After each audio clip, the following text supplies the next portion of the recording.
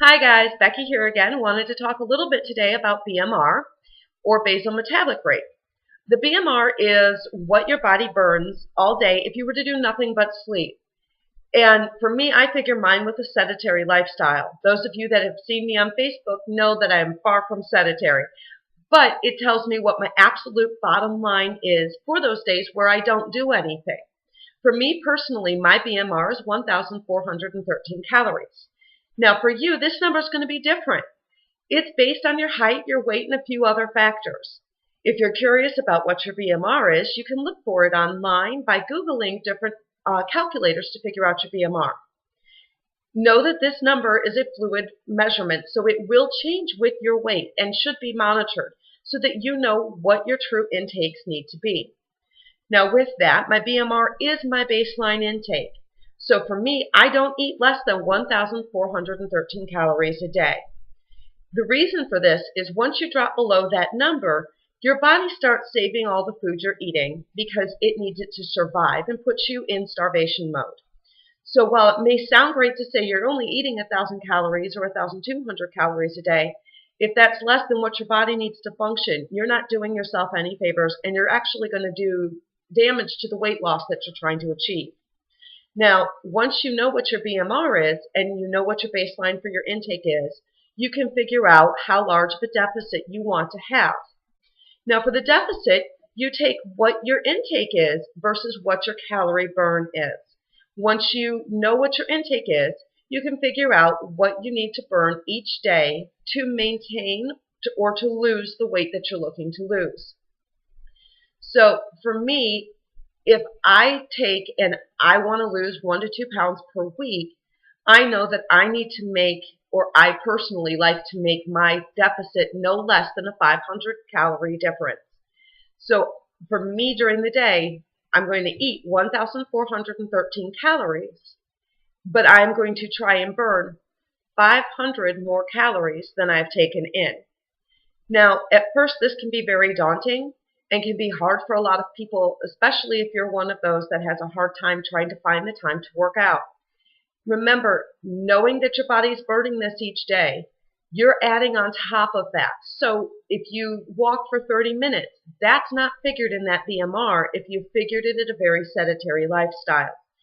If you do anything, all of those extra calories that you burn, even moving around your house, cleaning, working, when you're at your job, walking from place to place, anything along those lines is more than being sedentary. So you're going to burn more calories. Tools like the Body Bug or the Fitbit are great because they are on you and help you to learn what it is you're actually burning throughout the day. Now for me, I wear both the Body Bug and the Fitbit right now because I'm in the process of comparing the two. If you've never seen Biggest Loser, you've probably not seen the Body Bug. And this is mine right here. It's a little device. You can see it's got these on the back that goes right on my left arm. I put it up at the top of my arm, and it shows me throughout the day what my burns are for the day and where I'm being active and not. It's a great way to kind of figure out when you're not doing as much as you think you are and when you're doing a lot more than you think you are. You might be surprised at some of the numbers you see. Now, the Fitbit is similar, and it's this little device here. And it's very small. It's great for anyone that doesn't want to spend too much money on something like a Body Bug, which runs about $160 and up from there. The Fitbit only runs about $100, and it's pretty much a plug-and-play device. You're very easy to get in and do what you need to do. Now, if this isn't in your budget, that's okay.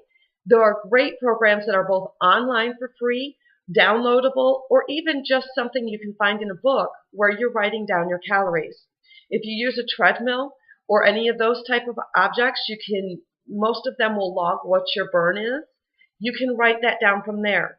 Remember that like your BMR, your calorie burns are something that are specific to you. Dependent on your weight, your age, your size, this is going to fluctuate. So a baseline number isn't always the best way to go, but if you don't have a way to know what your specific burn is, using programs that tell you that a 30-minute run or a 30-minute walk on a treadmill is 200 calories of burn, it's better to go that way than to not go at all because you're going to learn at least what a baseline would be, which is a great way to begin to get your loss.